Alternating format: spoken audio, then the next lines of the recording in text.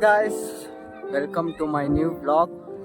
So ಈ ಬ್ಲಾಗಲ್ಲಿ ನೀವು ನೋಡ್ತಾ ಇರೋದು, ನಾನು ಬಂದಿರೋದು ಇಲ್ಲಿ ಪ್ಲೇಸ್ ನೇಮ್ ಬಂದು ಉಚ್ಚಂಗಿದುರ್ಗ. ಸೊ ದಾವಣಗೆರೆಯಿಂದ ಸುಮಾರು 30 ಕಿಲೋಮೀಟರ್ ದೂರದಲ್ಲಿರುವಂತಹ ಕೋಟೆ ಹಾಗೂ ಜೊತೆಗೆ ದೇವಸ್ಥಾನ, ಉತ್ಸವಾಂಬ ದೇವಿ ದೇವಸ್ಥಾನ.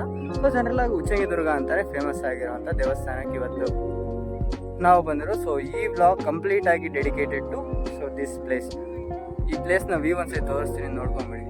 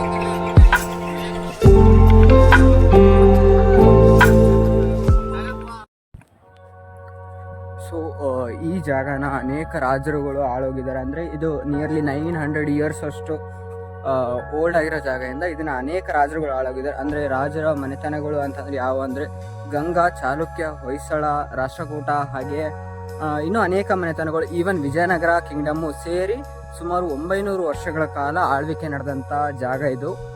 ಈ ಜಾಗದ ಬಗ್ಗೆ ಏನು ಹೇಳಬೇಕು ಅಂತ ಅಂದರೆ, ಫಸ್ಟು ಯಾವಾಗ ಹೊಯ್ಸಳ ಸಾಮ್ರಾಜ್ಯ ಇತ್ತು, ಹೊಯ್ಸಳ ಸಾಮ್ರಾಜ್ಯದ ಟೈಮಲ್ಲಿ ಈ ಜಾಗನ ಕಟ್ಟಿ ಆ ಟೈಮಲ್ಲಿ ರೂಲ್ ನಡೀತಾ ಇರಬೇಕಾದ್ರೆ ವಿಜಯನಗರ ಕಿಂಗ್ಡಮ್ ನೆಕ್ಸ್ಟ್ ಬರುತ್ತೆ. ವಿಜಯನಗರ ಕಿಂಗ್ಡಮ್ ಬಂದಾದ ನಂತರ ಇದನ್ನು ಜಾಸ್ತಿ ರಿನೋವೇಟ್ ಮಾಡಿ ಚೆನ್ನಾಗಿ ಕಟ್ಟಿಸ್ತಾರೆ. ಅದಾದ ನಂತರ ಮದಕರಿ ನಾಯಕ, ಚಿತ್ರದುರ್ಗದ ಮದಕರಿ ನಾಯಕಗೂ ಹಾಗೆ ಇಲ್ಲಿ ಇದ್ದಂಥ ವಿಜಯನಗರ ಕಿಂಗ್ಡಮ್ದು ಮುಗಿದ ನಂತರ ನೆಕ್ಸ್ಟು ಯಾವುದು ರಾಜರುಗಳು ಇದ್ರಲ್ಲ, ಅಂದರೆ ಇಲ್ಲಿಯ ನಾಯಕರುಗಳಿದ್ರಲ್ಲ, ಈ ನಾಯಕರುಗಳಿಗೂ ಮತ್ತು ಚಿತ್ರದುರ್ಗದ ಮದಕರಿ ನಾಯಕ ಅವ್ರಿಗೂ ಫೈಟ್ ಆಗಿ, ಸೊ ಆ ಫೈಟ್ ಆದ ನಂತರ ಏನು ಮಾಡ್ತಾರೆ ಅಂದರೆ, ಈ ಮದಕರಿ ನಾಯಕ ಅವರಿದ್ರಲ್ಲ, ಅವರು ಇಲ್ಲಿ ಇದ್ದಂಥ ಈ ದೇವಸ್ಥಾನದಲ್ಲಿ ಉತ್ಸವ ಮೂರ್ತಿನ ತಗೊಂಡೋಗಿ ಚಿತ್ರದುರ್ಗದಲ್ಲಿ ಇಟ್ಕೊಳ್ತಾರೆ.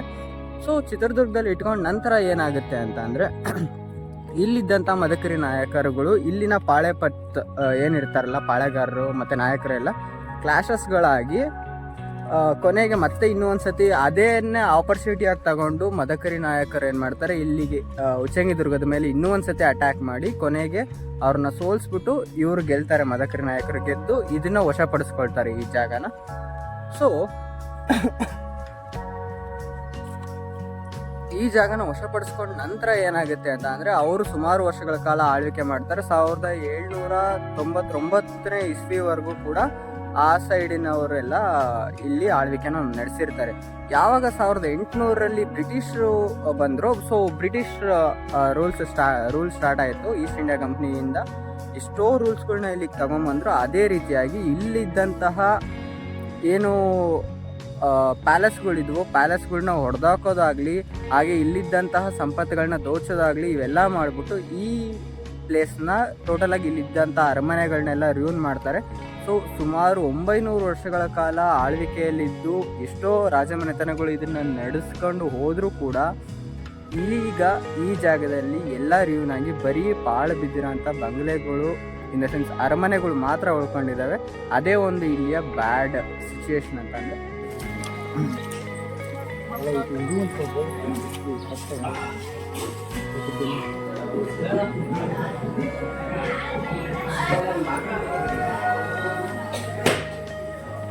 ಖಂಡಿತ ಸರಿ ಸರ್.